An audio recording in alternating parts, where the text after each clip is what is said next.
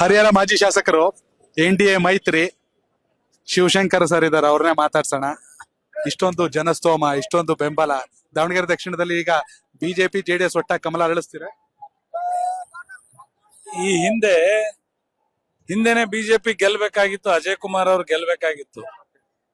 ಏನೋ ಒಂದು 5 ಗ್ಯಾರಂಟಿ ಕೊಟ್ಟ ಹಿನ್ನೆಲೆಯಲ್ಲಿ ಮತ್ತು ಶಿವಶಂಕರಪ್ಪನವರು ಹಿರಿಯರು ಒಂದು ಬಾರಿ ಕೊನೆ ಚುನಾವಣೆ ಅಂತ ಹೇಳಿ ಜನ ವೋಟ್ ಕೊಟ್ರು ಅಷ್ಟೇ.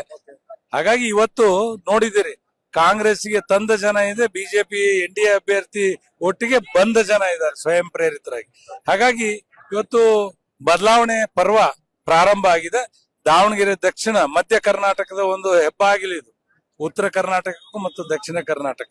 ಹಾಗಾಗಿ ಇಲ್ಲಿಂದ ಒಳ್ಳೆ ವಾತಾವರಣ, ಈ ರಾಜ್ಯಕ್ಕೆ ಒಂದು ವಾತಾವರಣ ನಿರ್ಮಾಣ ಆಗತ್ತೆ. ಖಂಡಿತವಾಗಿ NDA ಅಭ್ಯರ್ಥಿ ಗೆಲ್ತಾರೆ. ಈ ದೇಶದಲ್ಲಿ ನರೇಂದ್ರ ಮೋದಿಜಿಯವರು, ನಮ್ಮ ದೇವೇಗೌಡ ಸಾಹೇಬರು ಇಬ್ರು ಒಟ್ಟಾಗಿ ಇವತ್ತು ದೇಶದ ಹಿತಕ್ಕಾಗಿ ಕೈ ಜೋಡಿಸಿ ಕೆಲಸ ಮಾಡ್ತಾ ಇದ್ದಾರೆ. ಅದರಲ್ಲಿ ರಾಜ್ಯದಲ್ಲಿ ರೈತರ ಹಿತವನ್ನ ಕಡೆಗಣಿಸಿರ್ತಕ್ಕಂಥ ಈ ಸರ್ಕಾರ 5 ಗ್ಯಾರಂಟಿಯನ್ನು ಸಂಪೂರ್ಣವಾಗಿ ಯಶಸ್ಸನ್ನು ತರ್ತಾ ಇರ್ತಕ್ಕಂಥ ಸರ್ಕಾರವನ್ನ ಕಿತ್ತೊಗಿಲಿಕ್ಕೆ ಜನರು ಈಗಾಗಲೇ ಸಂಕಲ್ಪ ಮಾಡಿದ್ದಾರೆ. ಖಂಡಿತವಾಗಿ NDA ಅಭ್ಯರ್ಥಿ ದಾವಣಗೆರೆ ದಕ್ಷಿಣದಲ್ಲಿ ಗೆಲ್ಲೋದ್ರಲ್ಲಿ ಅನುಮಾನ ಇಲ್ಲ. ನಮ್ಮ JDS ಪಕ್ಷ ಸಂಪೂರ್ಣವಾಗಿ ನಮ್ಮ ಮುಖಂಡರು, ಕಾರ್ಯಕರ್ತರು, ನಮ್ಮ ಕೇಂದ್ರ ಸಚಿವರು, ನಮ್ಮ ಕುಮಾರಸ್ವಾಮೀಜಿ ಅವರು ಕೂಡ ಬರ್ತಾರೆ.